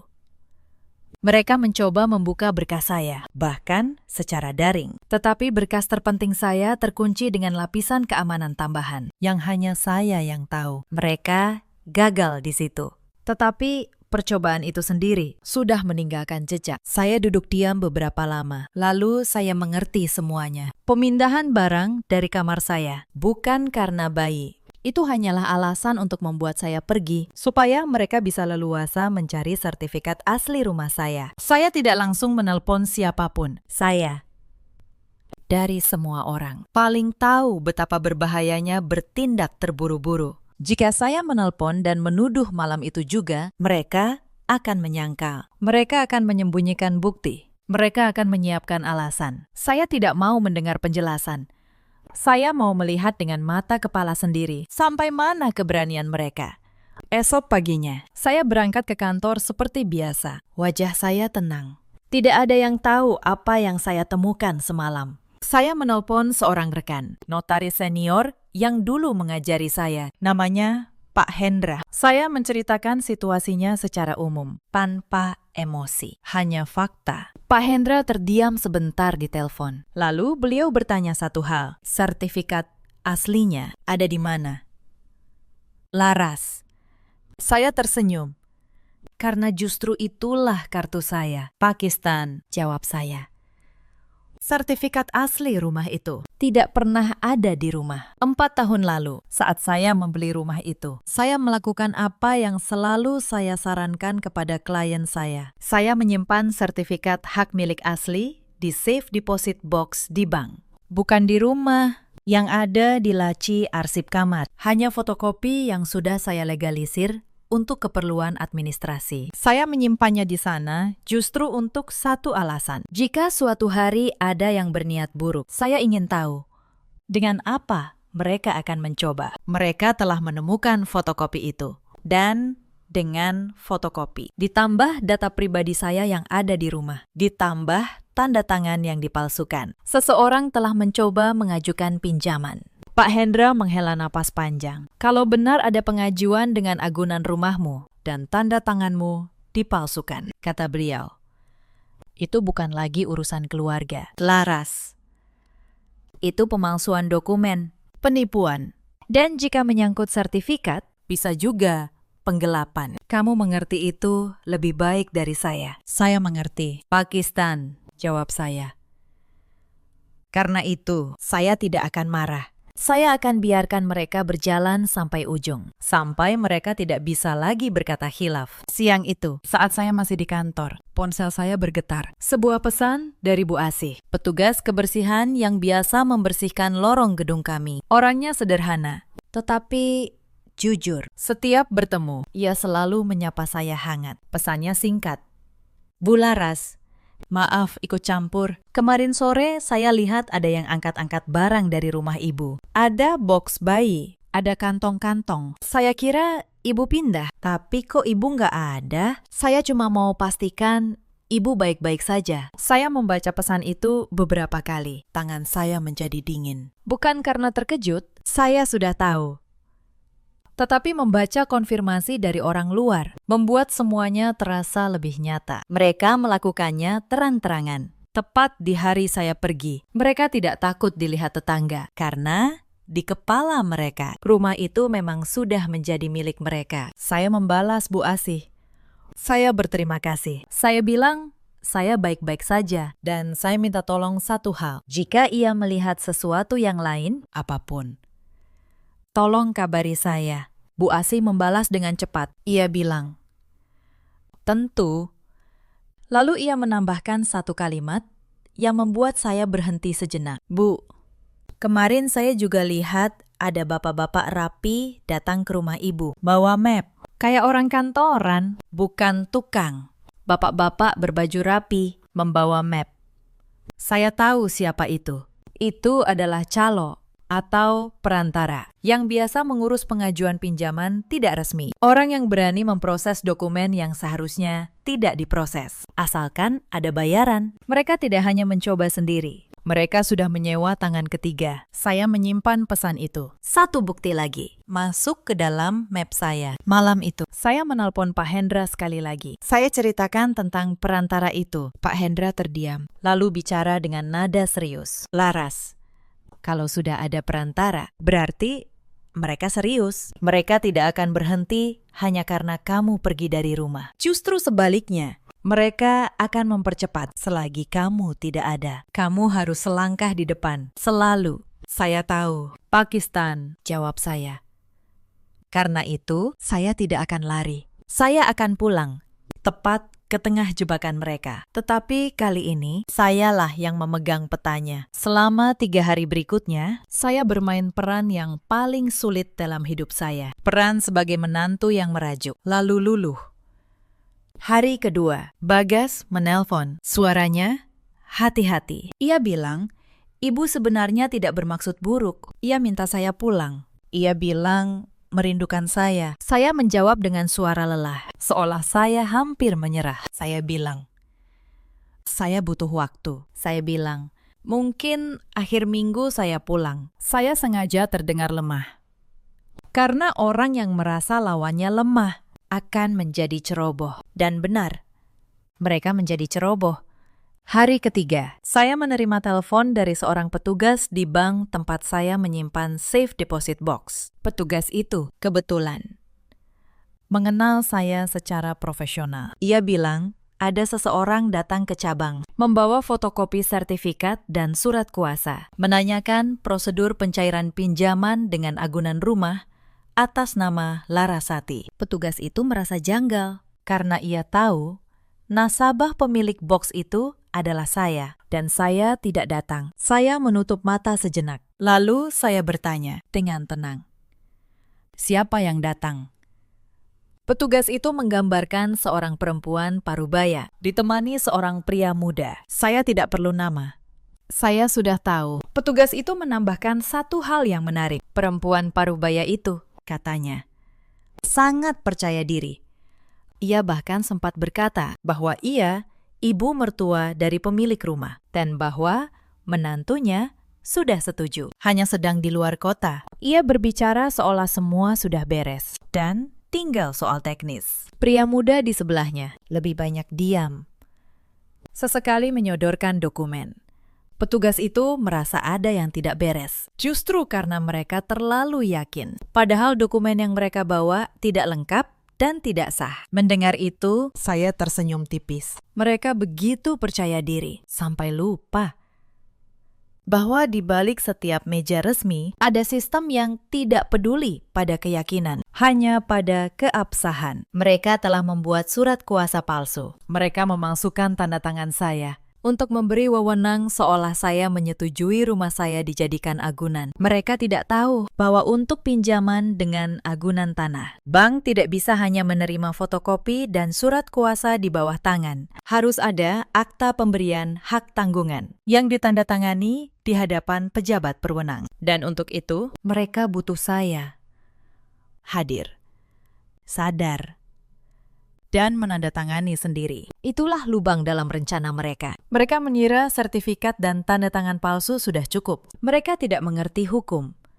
Sementara saya hidup dari hukum. Saya mengucapkan terima kasih kepada petugas bank itu. Saya memintanya melakukan satu hal sederhana. Jangan tolak orang itu mentah-mentah. Cukup katakan, prosesnya butuh kehadiran pemilik sertifikat secara langsung untuk penandatanganan akta resmi. Buat mereka merasa hampir berhasil. Buat mereka datang sendiri, membawa semua dokumen palsu mereka ke tempat di mana setiap kata akan tercatat. Lalu saya menelpon Pak Hendra lagi, dan saya menelpon satu orang lagi. Seorang penyidik yang dulu pernah menjadi klien saya, dan yang saya percaya. Sementara itu, di rumah, mereka mengira saya sudah hampir menyerah. Bagas mengirim pesan manis lagi, katanya, pulanglah akhir minggu. Kita bicarakan baik-baik. Bu Marni bahkan menelpon dengan nada yang tiba-tiba lembut. Beliau bilang, sudahlah.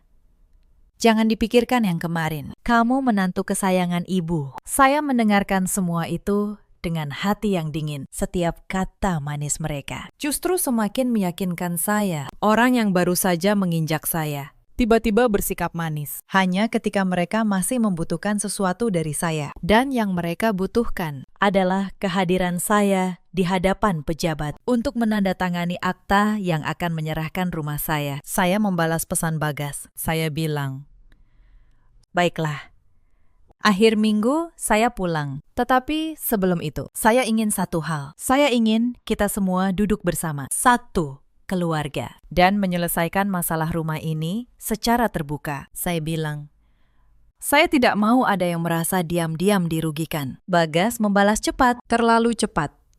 Ia bilang, tentu.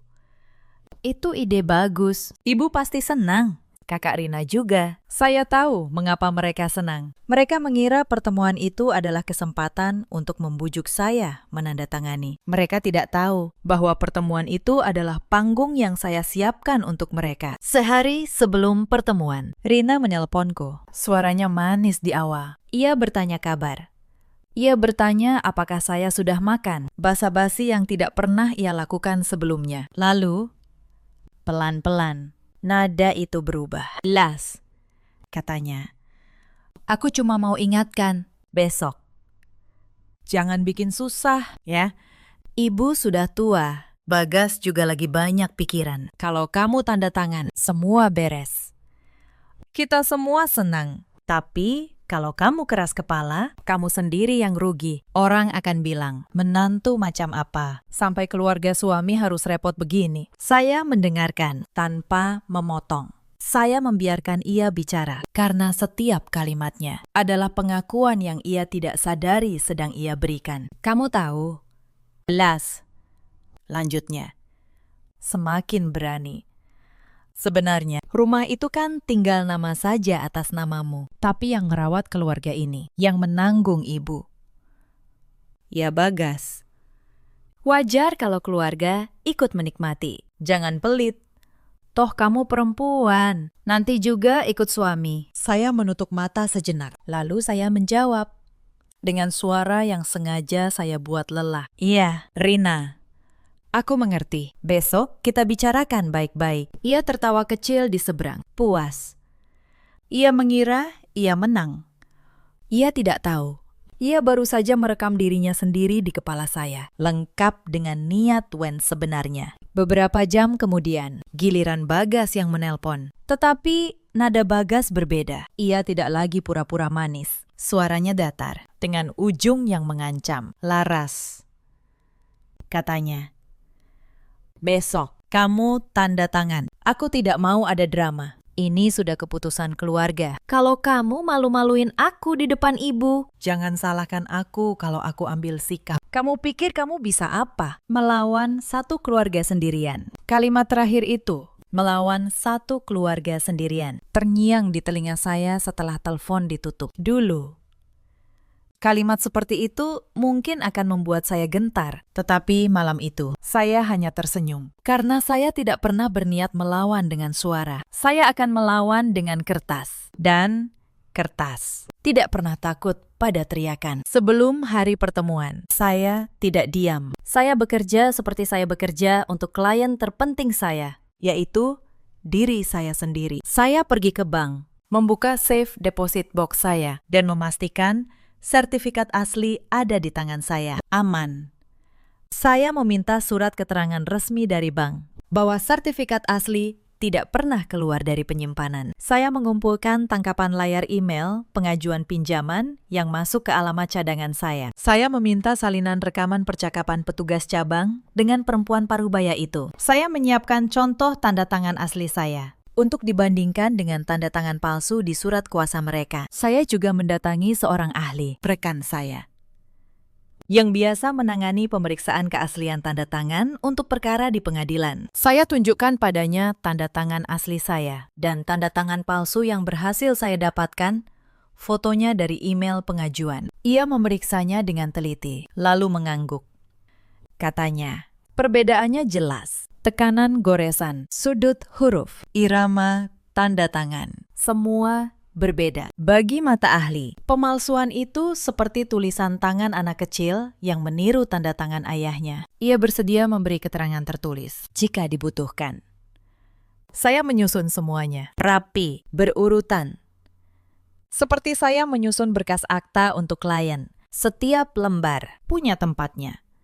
Setiap bukti saling menguatkan. Ketika map itu selesai, saya menatapnya cukup lama. Di dalam map tipis itu, tersimpan kekuatan yang lebih besar daripada semua teriakan, semua hinaan, semua kalimat merendahkan yang pernah mereka lemparkan kepada saya selama bertahun-tahun. Lalu, saya melakukan satu hal lagi. Saya mengingat CCTV. Rumah itu memiliki kamera keamanan yang saya pasang sendiri. Saya ingat, di hari saya berangkat dinas, sistemnya mati. Saat itu, saya mengira hanya gangguan jaringan. Tetapi malam itu, saya menghubungi teknisi gedung, dan mereka memastikan jaringan di rumah normal. Tidak ada gangguan. Artinya, seseorang sengaja mematikan kamera tepat saat saya pergi. Saya, sebagai pemilik akun, masih menyimpan rekaman cadangan di awan. Saya membukanya, dan di sana, sebelum kamera dimatikan, ada rekaman yang sangat jelas. Pumarni dan Rina membongkar laci arsip saya, mengambil map, Memotret dokumen dengan ponsel. Bagas berdiri di pintu, mengawasi. Tidak mencegah. Saya menutup laptop. Tangan saya tidak gemetar lagi. Untuk pertama kalinya sejak malam itu, saya merasa sangat tenang. Mereka pikir mereka mengusir seorang menantu. Mereka tidak tahu, mereka sedang merampok seorang notaris dan meninggalkan jejak di setiap langkah. Hari pertemuan tiba. Saya datang ke rumah itu sore hari, sama seperti hari saya diusir. Saya membawa satu tas kecil. Di dalamnya, sebuah map. Ruang tamu sudah diatur. Bu Marni duduk di sofa utama, raut. Wajahnya seperti hakim. Rina duduk di sampingnya, menggendong bayi dengan senyum tipis yang penuh kemenangan. Bagas duduk di kursi, gelisah. Sesekali melirik ibunya. Begitu saya masuk, Bu Marni langsung memasang nada manis yang dibuat-buat. Nah, Larasati sudah pulang. Duduk. Nak, Ibu sudah siapkan teh? Kita ini keluarga. Semua bisa dibicarakan baik-baik. Saya duduk. Saya meletakkan map kecil saya di atas meja. Saya belum membukanya. Rina yang pertama bicara. Dengan nada setengah mengejek. Marah sih boleh, Las. Tapi jangan berlebihan. Kamu ini menantu. Tapi gayanya seperti pemilik rumah saja. Aku kan cuma numpang beberapa bulan. Bukan mau merebut selamanya. Saya menatapnya. Beberapa detik. Lalu saya menjawab tanpa nada tinggi. Ada orang yang masuk ke rumah orang lain lewat pintu depan, kata saya. Ada juga yang masuk lewat sebuah alasan. Ruangan mendadak hening. Rina tertegun. Mungkin ia tidak menyangka saya akan bicara setajam itu. Bu Marni langsung menyala, seolah tersengat. Beliau menegakkan badan. Kamu jangan bicara menyindir begitu. Kakakmu baru saja melahirkan. Membawa bayi pulang ke sini itu berkah. Kamu sebagai menantu malah pasang muka. Kalau mau, kita selesaikan sekarang. Soal rumah ini juga, Ibu rasa sudah waktunya rumah ini diatur ulang. Atas nama keluarga, biar adil untuk semua. Itulah kalimat yang saya tunggu. Diatur ulang. Atas nama keluarga, diatur ulang bagaimana? Bu, tanya saya tenang. Bagas berdeham. Ia mengeluarkan sebuah map dari laci meja. Di dalamnya, beberapa lembar surat. Begini. Laras, kata Bagas. Mencoba terdengar dewasa. Kami sudah siapkan surat, supaya rumah ini bisa dipakai bersama. Kamu tinggal tanda tangan di sini. Ini demi kebaikan keluarga, supaya kalau ada apa-apa, semua tertanggung bersama. Ia menyodorkan surat itu kepada saya. Saya mengambilnya. Saya membacanya pelan. Itu adalah surat kuasa. Surat yang menyatakan bahwa saya, Larasati, memberi wewenang kepada Bagas untuk menjadikan rumah atas nama saya sebagai jaminan pinjaman. Di bawahnya, sudah ada kolom tanda tangan saya. Dan yang membuat dada saya panas, di salah satu lampiran, sudah ada sebuah tanda tangan yang meniru tanda tangan saya. Tanda tangan yang dipalsukan. Saya meletakkan surat itu di meja. Saya menatap mereka bertiga satu persatu. Jadi, kata saya, kalian sudah menyiapkan ini, bahkan sebelum saya pulang. Itu hanya untuk mempercepat, sahut Rina cepat. Daripada bolak-balik, kamu tanda tangan, urusan selesai. Toh ini juga rumah keluarga. Saya tersenyum, senyum yang bahkan saya sendiri rasakan dingin. Rina, kata saya, kamu tahu apa beda surat kuasa di bawah tangan dengan akta hak tanggungan yang sah? Ia terdiam. Tentu ia tidak tahu. Tidak apa-apa, lanjut saya. Saya akan jelaskan. Karena sebentar lagi, kalian semua akan sangat butuh mengerti hukum. Lalu, saya membuka map kecil saya sendiri. Saya keluarkan lembar pertama. Saya letakkan di tengah meja. Ini, kata saya, adalah surat keterangan resmi dari bank. Menyatakan bahwa sertifikat hak milik asli rumah ini tersimpan di safe deposit box atas nama saya dan tidak pernah keluar dari penyimpanan. Jadi, sertifikat yang kalian temukan di kamar dan kalian foto, hanya fotokopi, tidak bernilai untuk transaksi apapun. Wajah Bu Marni mulai berubah.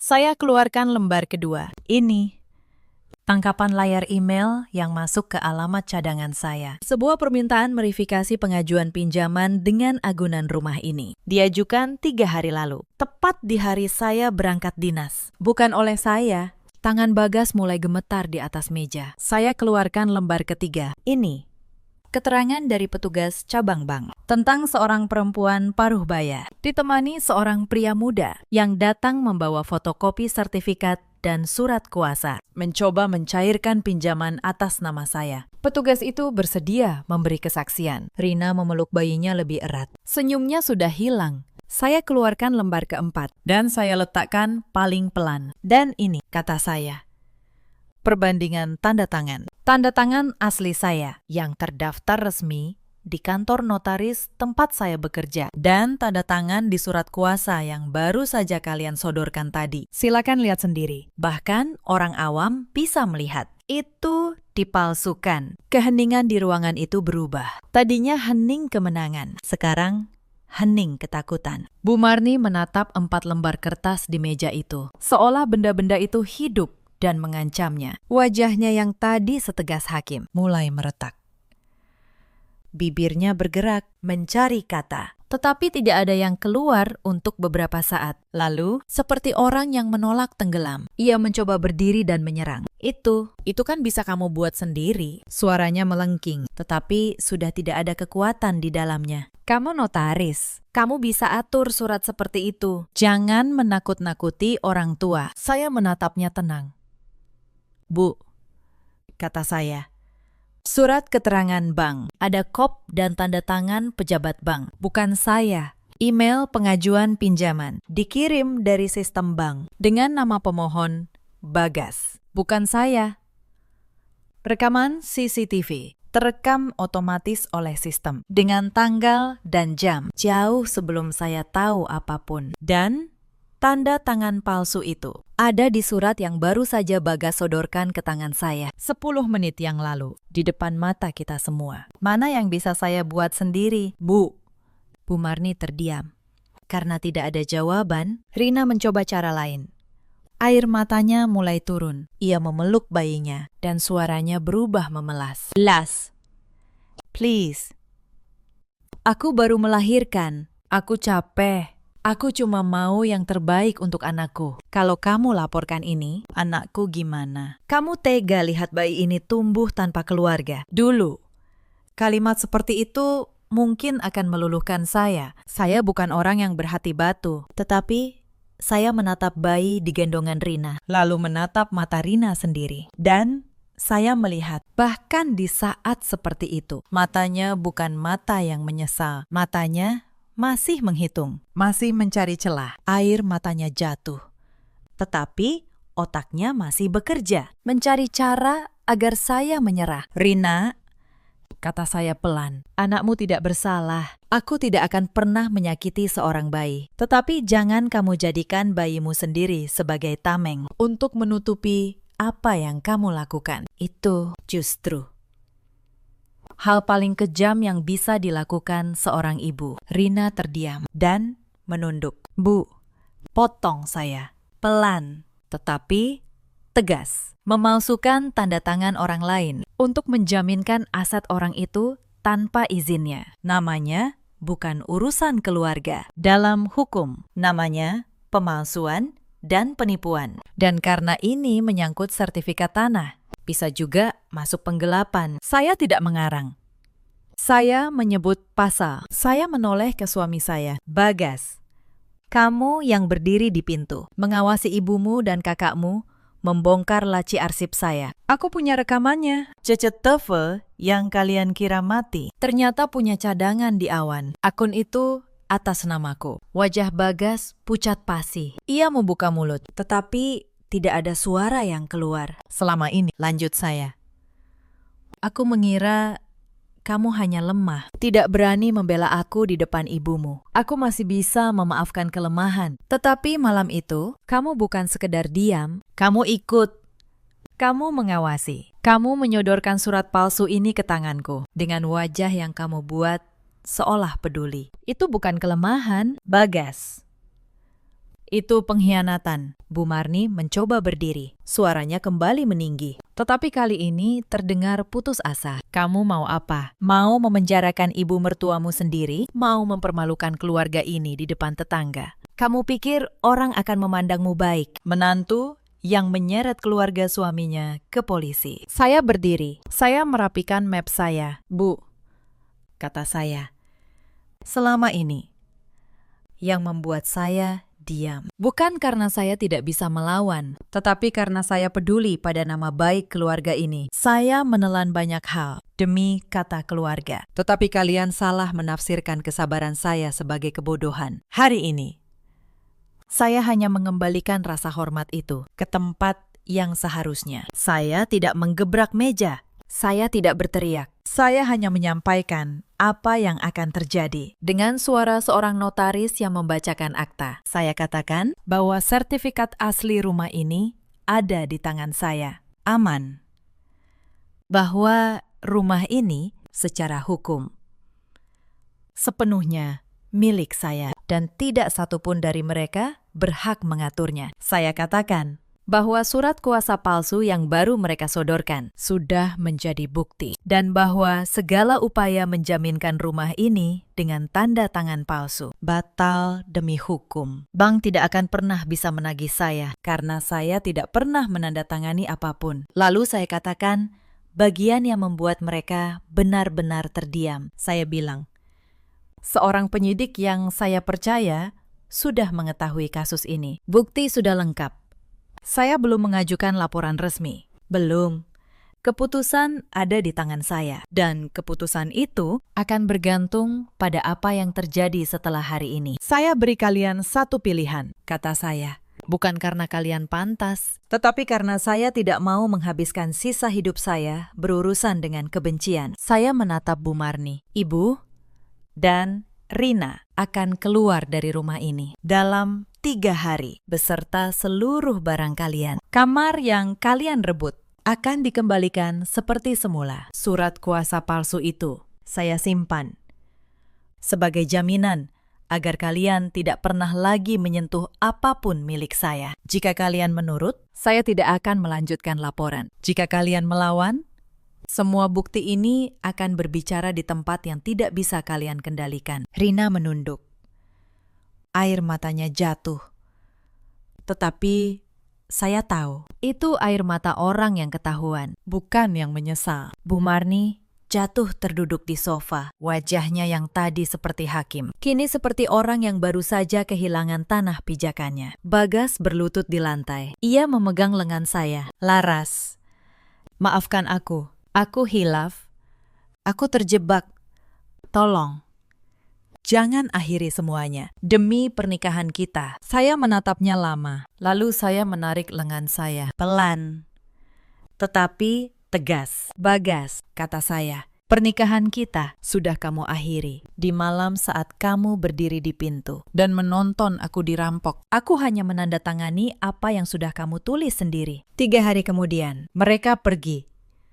Tanpa keributan, karena mereka tahu sehelai kertas di tangan saya lebih kuat dari semua suara melengking di dunia. Saya kembali ke rumah saya. Saya membongkar sprei bunga merah itu. Saya kembalikan anggrek kecil ke tempatnya di dekat jendela. Saya bersihkan setiap sudut yang pernah dijamah tangan mereka. Dan untuk pertama kalinya dalam waktu yang lama, rumah itu kembali terasa seperti milik saya. Hari pertama saya kembali sendirian di rumah itu. Saya melakukan sesuatu yang sederhana. Saya memasak. Bukan masakan rumit, hanya ikan goreng, sayur asem, dan sambal terasi. Masakan yang dulu sering saya buat sebelum menikah di dapur ibu saya. Saya makan sendirian. Di meja makan yang luas, di rumah yang sunyi. Dan anehnya, saya tidak merasa kesepian. Saya merasa lega. Untuk pertama kalinya sejak lama, saya makan tanpa harus waspada, tanpa harus memikirkan. Apakah hari ini akan ada lagi yang menyalahkan saya atau menyuruh saya mengalah? Saya duduk lama di meja itu. Saya menatap rumah yang saya bangun dengan tangan sendiri. Setiap dinding, setiap rabot, setiap sudut. adalah hasil kerja keras saya, dan untuk waktu yang lama, saya membiarkan orang lain membuat saya merasa asing di dalamnya. Hari itu, saya berjanji pada diri sendiri. Saya tidak akan pernah lagi meminta maaf untuk hal yang bukan salah saya. Saya tidak akan pernah lagi mengecilkan diri agar orang lain merasa besar. Proses perceraian saya dengan Bagas berjalan tenang. Saya tidak menuntut apapun darinya, karena memang tidak ada yang perlu saya tuntut. Rumah itu milik saya sejak awal. Tabungan itu hasil kerja saya. Yang ia bawa pergi hanyalah penyesalan dan seorang ibu yang masih menyalahkan dunia, bukan dirinya sendiri. Surat kuasa palsu dan semua bukti itu masih saya simpan dalam 1 map di safe deposit box di samping sertifikat asli rumah saya. Saya tidak melanjutkan laporan pidana, bukan karena mereka pantas dimaafkan, tetapi karena saya memilih untuk tidak menghabiskan hidup saya di ruang sidang demi orang-orang yang tidak layak mendapat 1 menit pun dari waktu saya. Beberapa bulan kemudian, saya mendengar kabar Bu Marni dan Rina pindah ke kampung. Rina, yang dulu begitu yakin bisa hidup dari kelicikan, kini berjuang sendiri membesarkan bayinya. Karena ternyata ayah dari bayi itu pun tidak bisa diandalkan. Bagas berpindah dari satu pekerjaan ke pekerjaan lain. Tidak pernah betah. Karena kemanapun ia pergi, ia membawa kebiasaan lamanya, menyalahkan orang lain dan tidak pernah berani berdiri sendiri. Sementara saya kembali bekerja.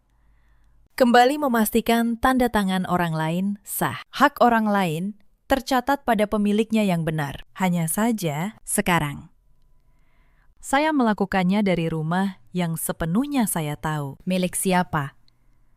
Cerita ini mengajarkan satu hal, kesabaran bukanlah kelemahan, tetapi jangan pernah membiarkan kesabaranmu disalahartikan sebagai izin untuk diinjak. Ada batas di mana mengalah berhenti menjadi kebaikan dan mulai menjadi pengkhianatan terhadap diri sendiri. Di luar sana, ada banyak perempuan yang seperti saya dulu, yang mengira jika mereka cukup banyak mengalah, suatu hari mereka akan diterima. Tolong, ketahuilah, orang yang menghargaimu tidak akan pernah memintamu menghilang agar mereka nyaman. Ada pula banyak suami seperti Bagas yang menyangka menyuruh istrinya mengalah adalah cara menjaga kedamaian. Padahal itu hanyalah cara membiarkan ketidakadilan tumbuh sampai akhirnya menghancurkan segalanya. Dan ada pula para ibu mertua yang karena rasa takut atau rasa memiliki yang keliru, lupa bahwa menantu juga seorang anak perempuan dari rumah yang lain, bahwa setiap kebaikan yang kau injak, suatu hari akan kau rindukan. Dalam hidup, kita semua punya pilihan. Kita bisa memilih mengalah selamanya, sampai kehilangan diri sendiri. Atau memilih berdiri dengan tenang, tanpa kebencian, tetapi dengan harga diri yang utuh. Jika kisah ini menyentuh hatimu, ceritakan pengalamanmu di kolom komentar. Mungkin ada seseorang di luar sana yang sedang butuh keberanian yang sama. Terima kasih sudah menemani sampai akhir.